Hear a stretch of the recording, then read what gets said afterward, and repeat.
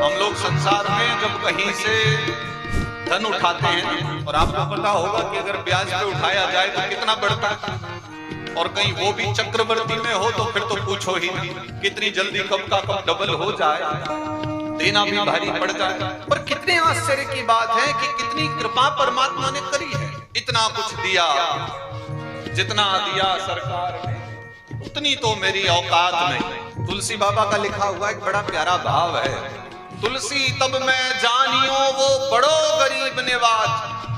बाबा तुलसी कहते हैं कि मुझे उस दिन विश्वास हुआ, जब मेरी बुद्धि में ये बात आई, मुझे समझ में आया कि परमात्मा कितना बड़ा गरीब निवाज है।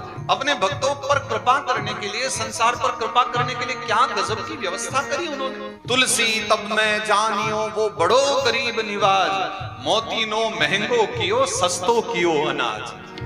ये क्या गजब की व्यवस्था है ना, कि देखो मोती कीमती है, ज्यादा मिल नहीं सकता, लेकिन महंगा। गेहूं को सस्ता बनाया है और ऐसी व्यवस्था बनाई है कि जितना चाहो उगा सकते हो, जितना चाहो पैदा कर सकते हो। अब इसका उल्टा करके देखो, सोचो कि हम जितना गेहूं उगा सकते हैं उसके स्थान पर उतना ही हम मोती उगा सकते हैं, और जितना मोती उगा सकते हैं उतना हम गेहूं उगा सकते हैं। सोचो क्या संसार चल पाएगा?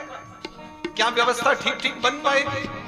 जिस हिसाब से भारत की पॉपुलेशन बढ़ रही है फिर तो बिल्कुल नहीं चल पाएगी, और आधी भी हो जाए तब भी संभव नहीं है चलाना। इसलिए परमात्मा ने व्यवस्था करी। सोने की खदान है, कोयले की खदान है, ये और पत्थर की खदान है, ये जो सब के सब चीजें हैं ना, ये लिमिटेड सोर्स है।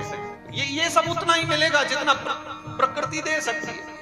अब जब तक है तब तक तुम खूब क्रूड ऑयल निकाले जाओ, तब तक कच्चा कोयला निकाले जाओ, सब व्यवस्था जब तक है किए जाओ, लेकिन एक समय के बाद संभव है कि ये खत्म हो जाए, क्योंकि लिमिटेड सोर्स है, इनका एक अंत है। लेकिन अन्न को जितना चाहे उपजाया जा सकता है, जितनी जितनी क्वांटिटी में, जितनी जितनी आपको आवश्यकता है उतना पैदा किया जा सकता है। तो ये प्रकृति की बनाई जो व्यवस्था है ना, बहुत सोच समझ करके बनाई व्यवस्था है, ये परमात्मा की बनाई व्यवस्था है। इसलिए वहां कभी शंका हम कर ही नहीं सकते, वहां तक हमारी विचारधारा जा नहीं सकती जहां से प्रभु विचार करके संसार को बनाते हैं।